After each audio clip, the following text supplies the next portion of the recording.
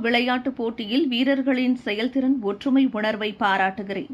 பிரதமர் Dato Sri Anwar Ibrahim இதனை கூறினார். போட்டியிடும் ஒவ்வொரு விளையாட்டு வீரரும் வெளிப்படுத்திய உயர்ந்த போராட்ட குணம் இம்முறை பல தேசிய விளையாட்டு சாதனைகளை முறியடித்து வெற்றிக்கு வழிவகுத்தது.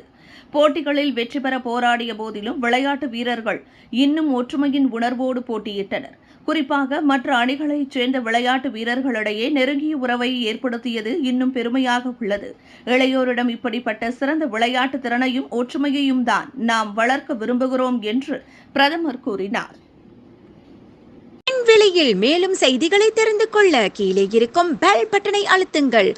உங்கள் ஆதரவை வெளிப்படுத்த லைக் மற்றும் ஷேர் செய்யுங்கள்.